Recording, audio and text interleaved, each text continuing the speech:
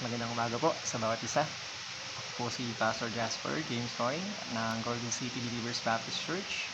At isang palang araw po. Pray pong Panginoon at nawa at dalayan ko ay nasa maayos po kayong kalalagayan.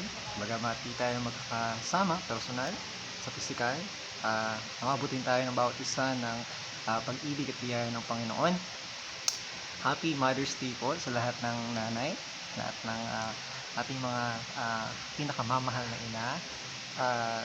Ang araw pong ito ay para sa inyo. Ito po yung araw ng Panginoon. Tayo pong lahat ay magpalakasan sa salita ng Panginoon. So, a godly mother. Meron pong iba't ibang uri ng mga ina sa Biblia. Meron pong mabuti, meron din namang hindi kabutihan.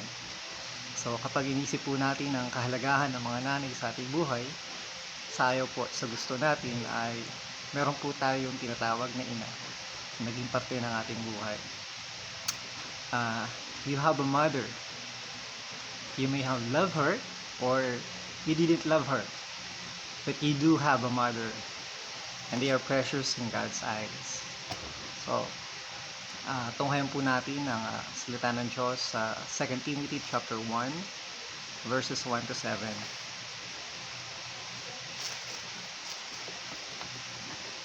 2 Timothy chapter 1 verses 1 to 7, the Bible says, Paul, an apostle of Jesus Christ, by the will of God, according to the promise of life, which is in Christ in Jesus, to Timothy, my dearly beloved son, grace, mercy, and peace from God the Father and Christ Jesus our Lord. I thank God, whom I serve from my forefathers with pure conscience, that without ceasing I have remembrance of thee in my prayers night and day, greatly desiring to see thee, being mindful of thy tears, that I may be filled with joy when I call to remembrance the unfeigned faith that is in thee, which dwelt first in thy grandmother Lois and thy mother Eunice. And I am persuaded that in thee also, wherefore I put thee in remembrance, that thou stir up the gift of God, which is in thee, by the putting on my hands. Purihin po ang pagbasa ng salita ng Diyos. Samahan niyo po ako sa panalangin. Salamat po ang Diyos na banal, pinakadakila sa lahat. Kami po ay nagpupuri at nagpapasalamat sa pagkakataong ito na binigyan niyo po sa aming buhay. Itulayan ko po, Ama, na abutin niyo po ang bawat isa ng inyong pag-ibig. Saliksikin po muli namin ang aming mga sarili. Mahamon po kami sa kaliwanagan ng inyong salita. Papasalamat po kami, Ama, ang mundo ay nag-celebrate ng araw ng mga nanay. Salamat po. Minsan sa aming buhay, binigyan niyo po kami ng mapag-aruga, mapag-alagang mga nanay. Iba't iba man, Panginoon Diyos, ng kakayahan ng pag-uugali o kung paraan kung paano kami pinalaki. Nag-alab po namin ang pagmamahal ay naroon. Kaya Ama, sa umagang ito, tulungan niyo po kami na alalahanin ng pag-ibig mo sa amin sa pamamagitan ng aming mga nanay.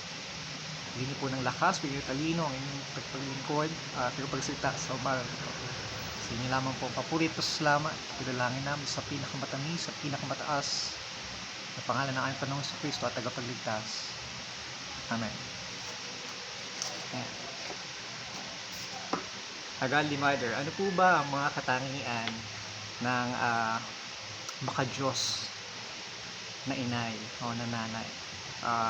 Bata pa lamang po o tinuturo na po sa atin yan sa paaralan na ang core values ng bawat paaralan ay makatao, makakalikasan, makabansa, pero higit sa lahat, maka-Diyos. So, ano po ba ang katangian ng isang nanay, isang godly mother? Siya ba ay kailangan perfect? No, di po kailangan. But she has the quality that separates her from others. Ano po yun? Siya po ay godly. is godly. So, a godly mother's, number one, prays and reads the Word of God. Isang katangian ng maka-Diyos na nanay ay nananalangin at sinasaliksik ang salita ng Diyos. Not necessarily na bawat araw ay siya'y nananalangin at nagbabasa ng salita ng Diyos, but it is the habit of her life. Bakit po? Kasi tinanggap niya ang Panginoong Jesucristo bilang kanyang sariling Panginoon at tagapagligtas. Siya ay sumasampalataya at naniniwala sa salita ng Diyos. Ganon din na pininiwalaan niya na ang salita ng Diyos sa instruction ng Panginoon sa kanyang buhay na tutulong sa kanya upang maging mabuting asawa at mabuting ina. Dahil dito, she will reflect the Word of God in every aspect of her life. That is God's goal for every mother, to become godly. Not perfect, but righteous. Righteous in her conduct, in her conversation, in her character, keeping the Word of God. Ito po ay a life rooted in prayer and the Word of God. A godly mother. Pangalawa po, nakatangian ng godly mother ay hindi lamang nananalangin at nagbabasa ng salita ng Diyos, pero siya rin po ay nagtitiwala sa Diyos. A godly mother trusts God for every need in her life. So when you are rooted in God's Word, meditating, continuously talking to God in prayer, you will recognize na marami hong pangako ang Panginoon sa atin. And you will learn to trust Him. Bilang nanay, bilang ilaw ng tahanan, hindi lamang ang nanay ay nag-aaksaya ng oras sa bahay. Napakarami pong ginagawa ng isang nanay. May mga ibang magulang o ibang nana nagtatrabaho din sa labas sa industriya, at maraming iisip, multitasking ang mga nanay. Sometimes ang mga tatay ay hindi ganun kalakasan pagdating ng problema, pero ang mga nanay lahat yan inaalala. And a godly mother hindi lang nagwo-worry, bagos siya ay tunay nagtitiwala sa Panginoon na puprovide ng Panginoong Diyos ang lahat ng pangangailangan ng kanyang pamilya. Hindi lamang po material ang pangangailangan ng isang hindi lamang material na mga bagay ang inaalala o worry ng mga nanay. Meron din po siyang pangangailangan emosyonal na sometimes or most of the times hindi nare-recognize ng mga tatay, ng mga asawa, hindi nare-recognize sa mga kalalakihan na tanging Panginoon lamang ang nakapag-provide. Ginawa po ng Panginoon Diyos na emosyonal ang mga kababaihan. A woman who loves God more than anyone else, she can love them more. Isa pong naalala ko na liriko sa isang awit, Lord, help me to love Him. Help me to love you more than I love Him. Then I know I can love Him more. Ang godly mother na nagtitiwala sa Panginoon, he or she never compare her life to anyone else. She never talks about being poor or yung hirap ng buhay. Pagkas tinuturo niya, sinishare niya sa kanyang pangginas, especially sa kanyang mga anak, kung paano patuloy na magtiwala sa Panginoon. Naalala ko na kami ay mahirap lamang na bata. Pero kami ng nanay na mabiyaya ang Panginoon. Laging sinasabi niya, mabiyaya ang Panginoon. Dahil mas mapalad pa kami sa ibang tao. Kami kompleto, kami nakakain. Wala man mga material na bagay, pero kami ay buo. At higit sa lahat, kami ay may Panginoon sa aming puso. So, Nahum 1:7, the Lord is good, stronghold in a day of trouble, and He knoweth them that trust in Him. So sa panahon ng sakuna, sa panahon ng problema, sa panahon ng wala ng pagtitiwala, o sa panahon ng pagsubok, laging tinuturo ng aking ina, ng aming ina, kaya magtiwala sa Panginoon at dahil siya ay mabiyaya. Katlo po, na katangian ng godly mother ay a godly mother is a generous towards others. No? Mapagbigay. No? Marami tayong kilala na mapagbigay na tao, at ang unang nagturo sa atin kung paano magbigay ay syempre ang ating nanay. No? Habang namalaki, share. No? Bigyan mo yung kapatid mo. Napahingi ako, di ba? Tinuturo po natin yan sa ating mga anak. A generous heart is not selfish. Being generous, not just materially or monetary, but in words. No, ito po yung payo ng ina. Kapag may sakit, si nanay ay doktor. Yun. Kapag may assignment, ang anak, si nanay ay teacher. Kapag gutom, si nanay ay chef. Kapag may sira sa bahay, si nanay ay mekaniko. Napakaraming role ng ating mga magulang, or especially ng ating nanay sa ating buhay. Tunay na siya ay napakamapagbigay. I remember na ang aming nanay noon, no, yung totoo to na susubo na lang ay bibigay pa sa kanyang anak. Napakapalad po natin na magkaroon ng nanay sa ating buhay. Nakalungkot isipin na sa panahon ito ay hindi na-appreciate ng mga kabataan ang mga sakripisyo ng mga nakakatanda, especially ng mga nanay. Pero patuloy na mabuti at mabiyaya ang Panginoon.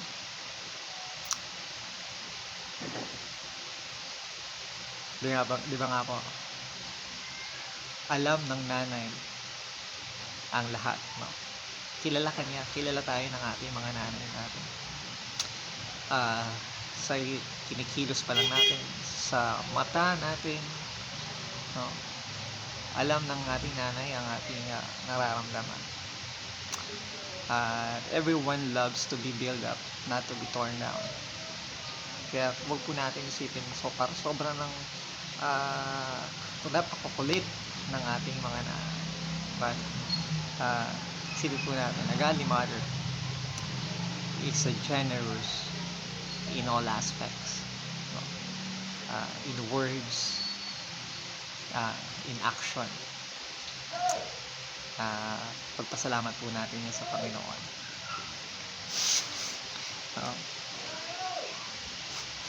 Ika-4 po, a godly mother obeys God.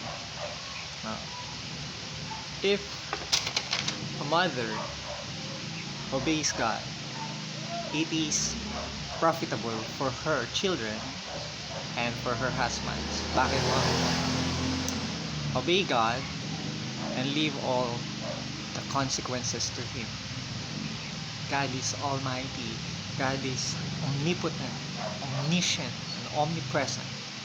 Kapag pinagtiwala po natin ang ating buhay o ang lahat ng bagay sa Panginoon, wala ho tayong ipangangamba. There is nothing to worry about if we obey God. At yan po ay kalooban ng Panginoon na sa lahat po sa atin ay sumunod sa Panginoon. Not only that, dahil special ang mga nanay niya, God's will is for a mother to always obey Him. Obey God and you cannot worry. Ika-5 po, A godly mother is forgiving. Totoo po yun na ang nanay ay napakamapagmahal. Kahit anong kasalanan gawin po natin mga anak, napakalawak o napakalaki ng space ng pagpapatawad sa puso ng nanay. Diba? People who are unforgiving are living in stress. If God lives in you, then you have the capacity to forgive anybody. Hindi lamang po yung ating mga anak o ating asawa, mas kahit sino. Yan po ay karakteristik ng isang Kristyano na naging mapagpatawad. Kung paano po tayo pinatawad ng Panginoon, ganun din naman po tayo ay magpapatawad. Forgiveness. Ephesians 4:31-32. Let all bitterness and wrath and anger and clamor and evil speaking be put away from you with all malice. Be kind one to another, tender-hearted, forgiving one another, even as God, for Christ's sake, hath forgiven you. No? So, di lamang po sa loob ng pamilya, di lamang po sa loob ng iglesia. So, sa lahat po ng aspeto, lahat ng dako ng ating buhay. At makikita po natin yan sa character ng isang godly mother. Sa isang nanay. Mapagpatawad. No? Ang batang makulit ay pinapalo, pero ang batang mabait pinagpapala. Dako po tayo sa kaani. Recap po tayo. Ano ba ang mga katangian ng godly mother? Una, a godly mother prays and reads the words of God. A godly mother trusts God for every needs in her life. Katlo po, a godly mother is generous towards others. Number 4, a godly mother obeys God. Number 5, a godly mother is forgiving. Number 6, godly mother is persistent. It means she knows what she do and she do it. The passion to do everything for her children. Yung kakulitan ng ating nanay na matapos natin yung ating dapat gawin. Dahil pag hindi natin nagawa, si nanay din naman ang gumagawa. Tayo po yung maging mapagpasalamat sa pagkakataong napakakulit ng ating nanay. Bakit po? Kapag tayo pinapangaralan, ito po ay para sa ating kabutihan din, kabubuti.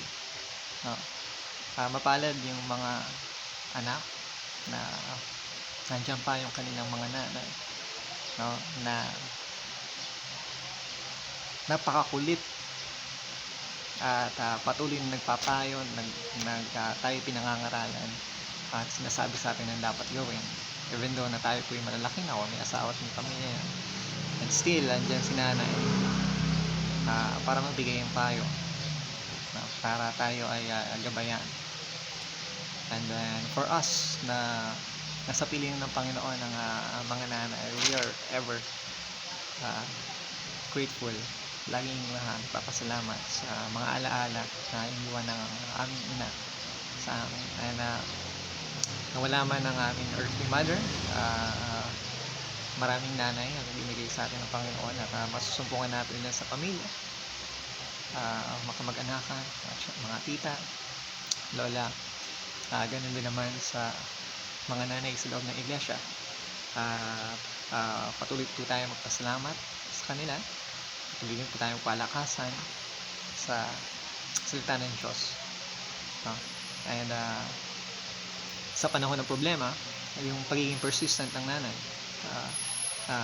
makitaan siya ng katatagan, magpapatibay ng kalooban ng tatay, ng mga anak, in times of needs, in times of troubles, no? Andyan si nanay na kalmado. Marahil buso ng damdamin, palagi nakasigaw, pero alam ni nanay kung ano ang dapat gawin. So, a godly mother is a persistent one. No? Hindi ka titigilan hanggat hindi mo nagagawa.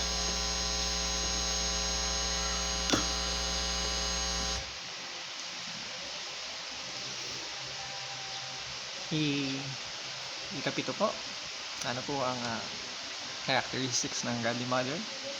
Ay siya ay a servant spirit. We all know that Jesus didn't came to be served, but to serve. So serving others is an outpouring of yourself, being unselfish.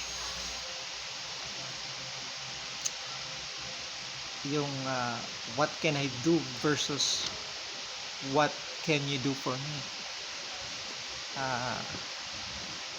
Minsan naririnig natin na ang mga nanay kapag pagod na, ang hirap yung paglingkuran. Pero sa kabila nito, si nanay ay patuloy pa rin magsasakripisyo. And ang pagiging servant ay hindi lamang hinihiling sa mga nanay dahil they are built for it. Sa bawat isang Kristyano ay makasumpungan tayong naglilingkod sa Panginoon. One characteristic na makikita po natin sa Godly Mother ay siya po ay servant. Siya ay lingkod. Kaya tayo mga anak na minsan pinaglingkuran ng ating mga magulang, ng ating nanay, ay ang hinihiling sa atin na balang araw tayo rin po ay makapaglingkod sa kanila. And for this special day, sineselebrate ng mundo ang araw nila. Let us give them a worthy time to thank God for them. Ikawalo po, a Godly Mother lives an orderly life. God is a God of order, and where there is no order, there is confusion, there is division, and there is arguments. Ang tahanan na hindi makitaan ng kaayusan ay nadadala ng mga anak hanggang sa kanilang pagtanda. There are habits that we carry and pass on to our children.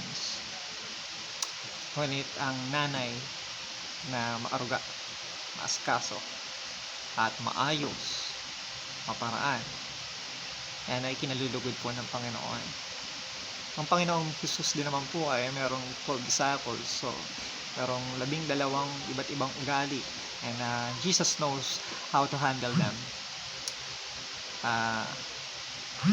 Because He's a God of order.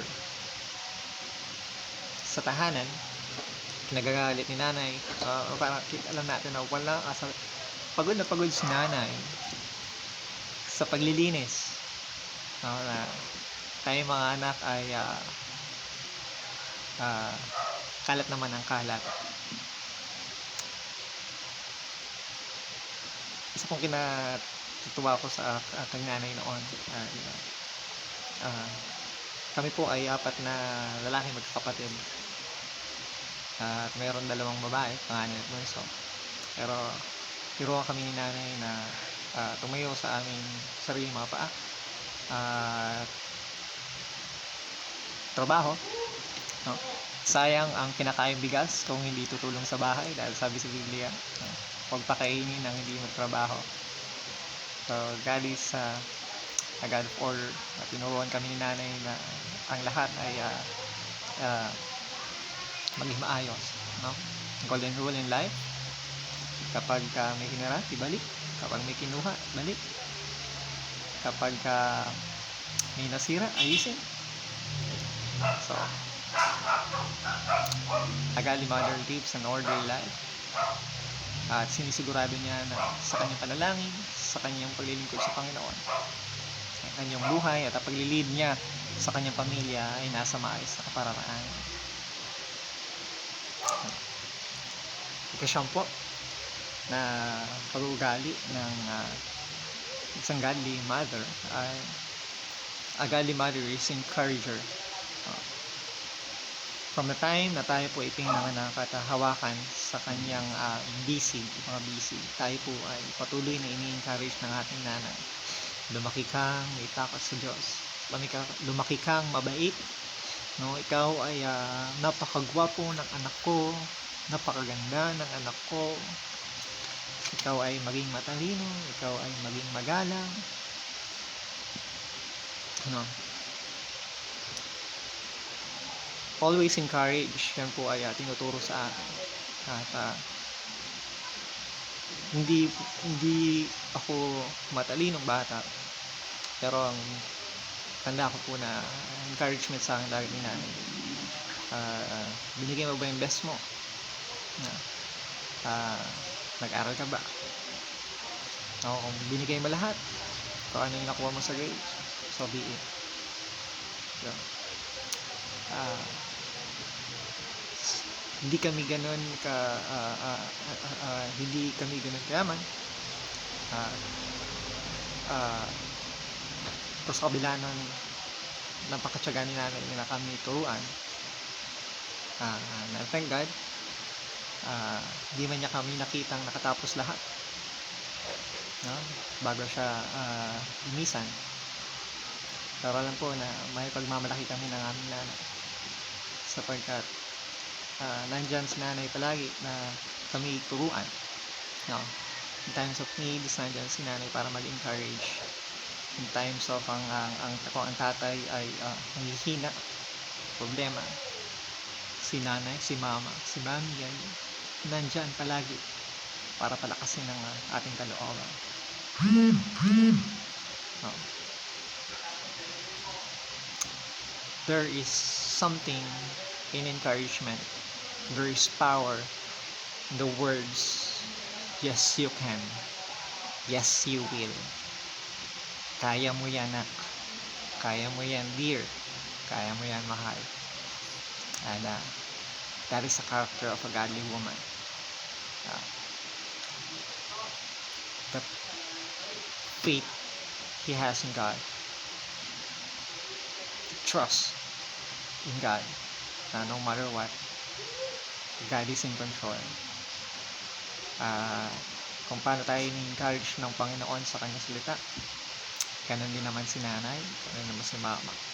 Tayo po ina-encourage na tumayo, gawin ang nararapat at paglingkuran ng Panginoon. Last but not the least, a godly mother loves unconditionally. Parang ito yung pinakamahirap na part sa isang godly mother. But a godly mother loves unconditionally.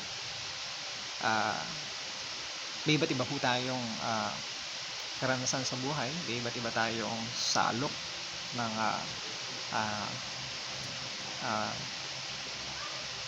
pagsubok sa Panginoon.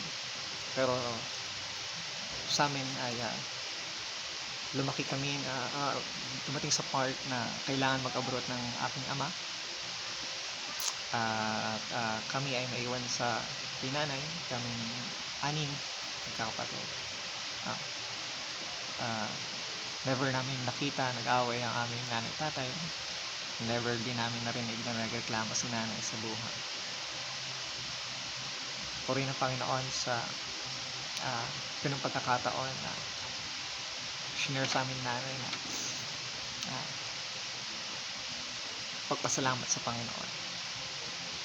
Kahit na kami ay sobrang kukulit, tigas na ulong magkakapatid. Alala ko nung sabi ni nanay ay mag-ipon ka ng pangpiyansa sapagkat meron kang 4 na lalaki. Thank God, never nangyari yun. Pagkat yung pagmamahal sa amin ng nanay namin unconditionally teaches us so deep na patuloy na maglingkod sa Panginoon at yung pagtiwalaan ng Panginoon sa lahat ng pagkakataon. Makita niyo po sa isang nanay na kahit gaano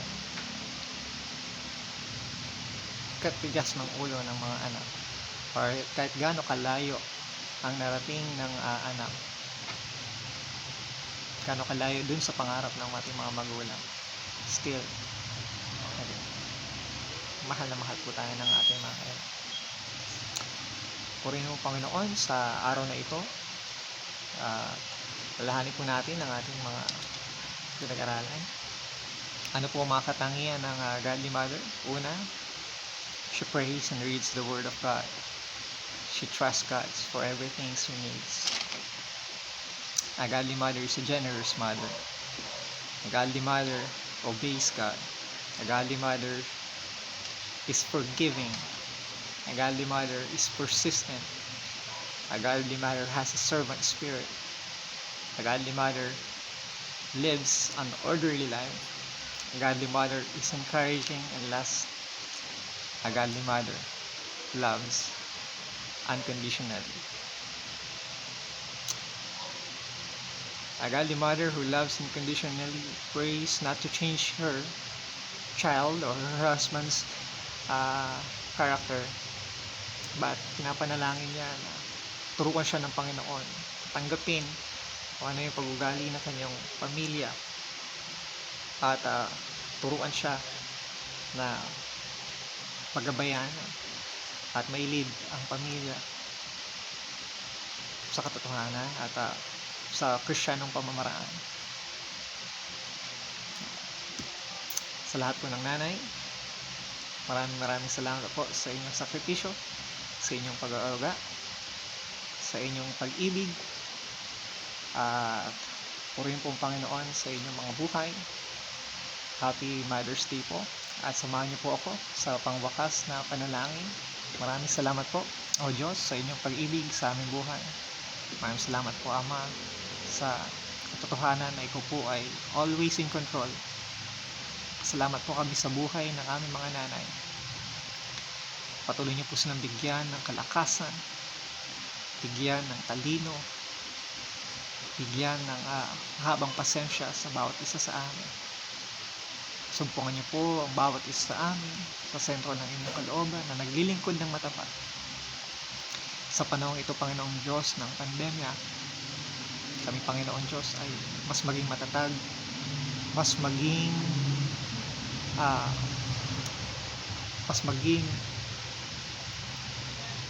matalino na mga anak mo.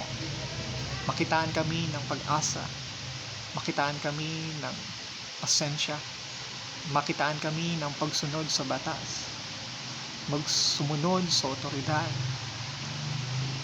sumunod sa mga nakatataas, Panginoon Diyos, sa amin. Ingatan niyo po ang bawat isa, ilayo, Ama, sa kapahamakan, ilayo sa sakit. Tulungan niyo po ang aming bansa, ang namumuno sa amin, Ama, na maging matalino po sa bawat desisyon na aming gagawin. Panginoong Diyos, alam po namin na matatapos po ang problemang ito at kaming lahat ay lalago sa lahat ng aspeto, Panginoong Diyos, na nais mo po kami makita. Purihin po ang pangalan mo, O Diyos. Muli, inablik namin, Ama, ang papuri at pasasalamat at pidalangin namin sa tayong pangalan po ng Panginoong Hesus, aming tagapagligtas. Amen. Magandang araw po at Happy Mother's Day to everyone.